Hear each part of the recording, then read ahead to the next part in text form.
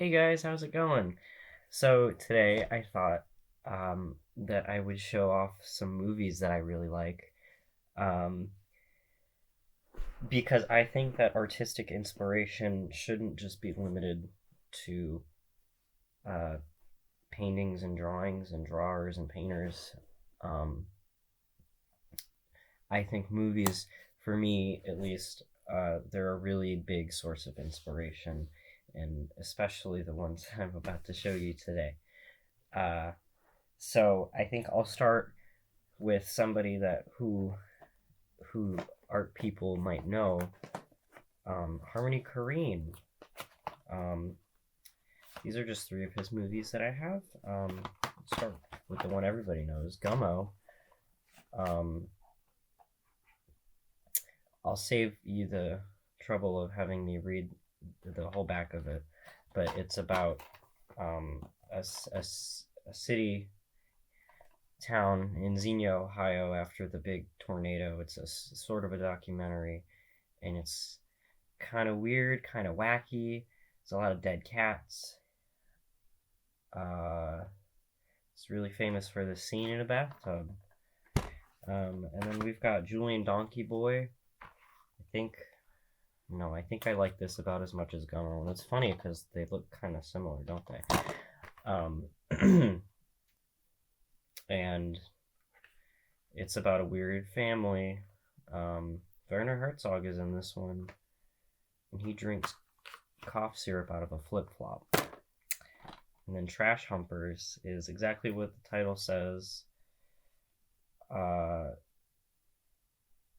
Korine and some friends and his wife dress up as old people, and they hump garbage for like 90 minutes. So next we have James Bell, who I haven't really seen that many of his movies, but I recently watched this. It's called Dog Dick, and it's very similar to Gummo. I think it's a little more hard to watch, and it's a lot shorter. I wish it was longer because it was really good. Recently faced a lot of controversy because he caught some dead cats on fire in that movie. I don't agree with that, by the way. I have these kind of sectioned off a bit into categories. So next, I guess these are just general, like weird, disturbing, crazy, wacky movies. I don't know, serial killer movies. I don't know. The Human Centipede. I wish I had the third one on DVD, but I don't. I love these movies. I could probably quote them all the way through. I've seen them so many times. If you watched one of my more recent sketchbook videos, you'll know that I've done fan art from the third movie. My favorite, I think, is the second one. And if you don't know what these are about, you've been living under a rock. Here I have a box set of 4 different movies from director Jörg Buttgereit. We've got Necromantic 2, Schramm, and Der Todesking, The Death King, for all my English-speaking girlies out there. So these are cool. I paid like $50 for this box set, but they're just really cool movies about, like, I don't know, death, I guess. So neat. Necromantic, famously, is about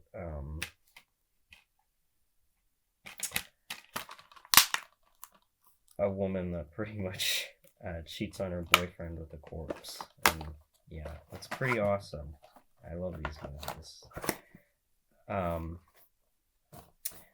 And then we have, this is a very recent favorite of mine, Der Goldene Handschuh, or The Golden Glove.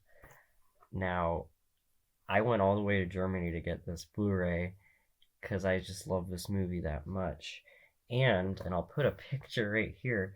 This is based off of a real life serial killer named Fritz Honka.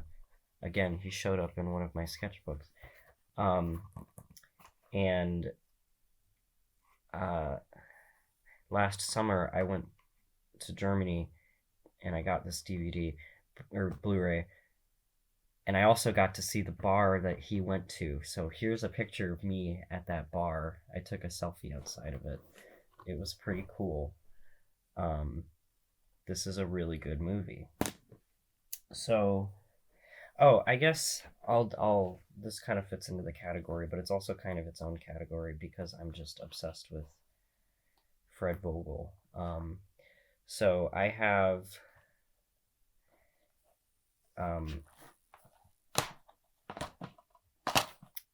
every copy of the August Underground movies that I could probably get my hands on, other than the VHS tapes. Those are very expensive.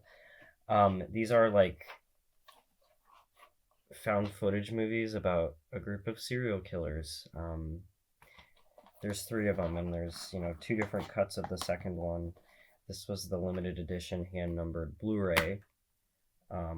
All of these are autographed, I would like to add,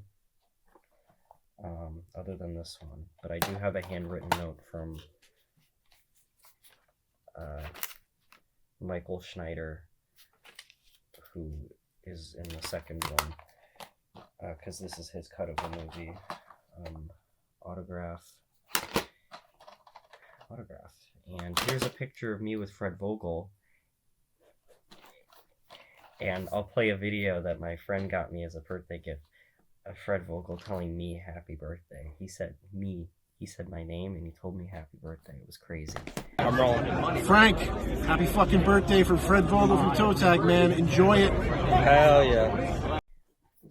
But yeah, I love these movies. Yes. So now, I guess we'll go into exploitation movies, I guess. Here's a warning. Some of these are really problematic. Disclaimer, I don't agree with anything in the movies. Cannibal Holocaust. This one's pretty famous. The first ever found footage movie. The Blair Witch Project wouldn't exist without this. Director famously got arrested because they thought that he killed the people in the movie. I'll do this in descending order of badness. Island of Death, probably one of the most mean-spirited movies I've ever seen.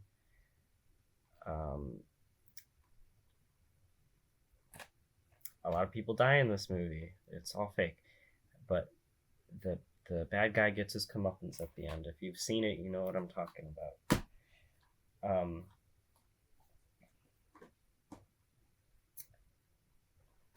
So next we have, these are both like Nazi exploitation movies, which is exactly what they sound like.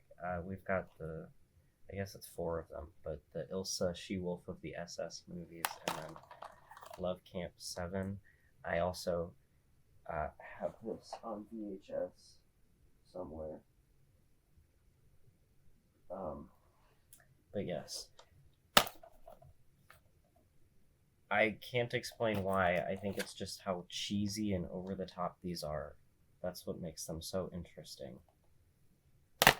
Yes, so now I know what you're thinking. No, let me start that over. This is Goodbye Uncle Tom. Probably the most racist movie I've ever seen, and I know what you're thinking. How can this be more racist than this? It just is. If you know anything about film history and the 2 guys that directed this, you would know the crazy stuff that happened during the making of this film. Pretty terrible irony throughout the whole thing. Unfortunately, it's a really well-made movie. But I think it's just really funny the circumstances in which it exists. And then I like this movie kind of. Again, not in support of any of it. So this is the same movie twice. It's called Water Power.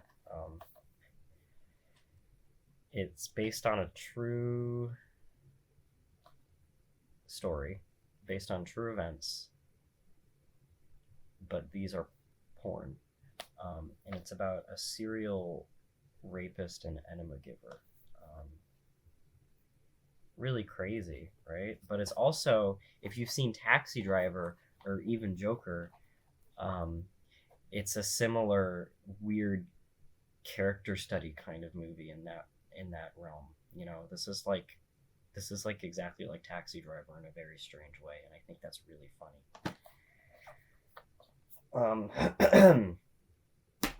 So next, I think we've got the big bad guys. These are called shockumentaries. I have a lot of these, and these are just, I think, the most notable, the ones that everybody knows. This is Orozco the Embalmer. It's a documentary about an embalmer in Colombia. This is the Japanese version that came in a box that I bought from the director. The box is autographed. I don't think that, no. The box is autographed, and it came with a t-shirt, a cool deck of cards, and some other stuff. But this is real. This is real dead bodies and real icky stuff. And then we have these, the Rare a Dead Person trilogy, directed by the same guy that directed Orozco. These movies traumatized me. And I just think about them a lot because of that. And I felt like I needed to show that. Now I know what you're thinking. Frank, do you ever watch anything normal? I do. I'm a bit of a Kubrick head. I really like Stanley Kubrick. I don't know how to say it. I've seen more of his movies, but these are just the ones that I have physically. My favorite being A Clockwork Orange. This is easily one of my favorite movies of all time. Love the book, love the movie. It's good. I would kill to see it in the theater one day. Dr. Strangelove, did see this one in the theater. So good. Seen this one so many times. The Shining, everybody knows it, everybody loves it. And then 2001: A Space Odyssey, so awesome. And then carrying on, we also have Stalker by Andrei Tarkovsky. Really slow 3-hour sci-fi movie. Pretty awesome. I like this movie too. Schindler's List, another one of my all-time favorites. Steven Spielberg really went off with this one. I've seen this one many times. It's just as powerful every time. I love that movie. And then Dancer in the Dark by Lars von Trier. Lars von Trier is a silly guy. I don't like him as a person, but his movies, some of them are pretty good, and this one is a good example of that. And I also really like The House That Jack Built, but I don't have that one. Yeah. Probably one of the most depressing musicals ever. And then we've got Pasolini. I love Pasolini. I have this nice box set of his trilogy of life, which is the Decameron, the Canterbury Tales, and Arabian Nights. I haven't watched Arabian Nights yet because it's kind of long, but I think easily this is one of the best one of the best renditions of the Canterbury Tales in film. and I'll stand by that. And then the Decameron is just good. I like the Decameron. It's a good movie, and it's a good little story that it's based off of. Now, this is my prized possession. I love this movie. It's my favorite movie, my number one favorite movie of all time. Salo, or the 120 Days of Sodom. This is the movie that got Pasolini killed. It's a film adaptation of a Marquis de Sade novel of the same name, and it is so good. If you know anything about the Marquis de Sade, you know that it's icky, it's gross. I love this, by the way. This guy shows up in a lot of my paintings. I've painted him a lot. I've painted a lot of things from Salo because I adore this movie, and I 100% recommend that everybody watches it. And also, I have this on VHS. I have it on VHS. This horrible, crappy little bootleg VHS, and I love it. I love it so much. And then this is just my last little category of miscellaneous weird movies. I would like to add that none of these were ranked, but if I said it was one of my favorite movies, that is true. Especially Salo. That is my favorite movie. We have The Dirties.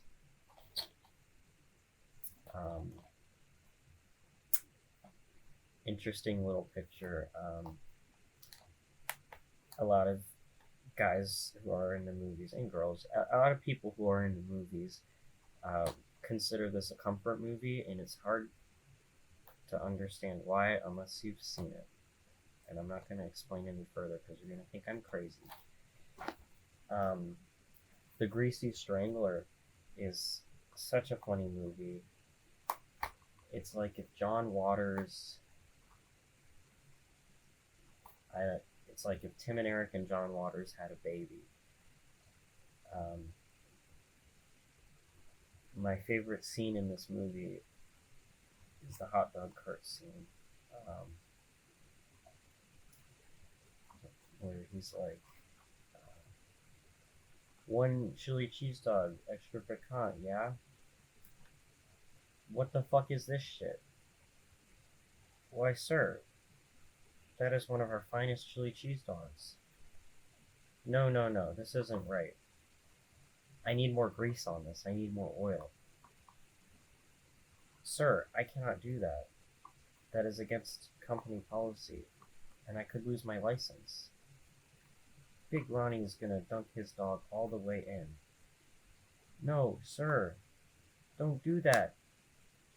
That's irresponsible. I could lose my license. So yeah, this is a very funny movie.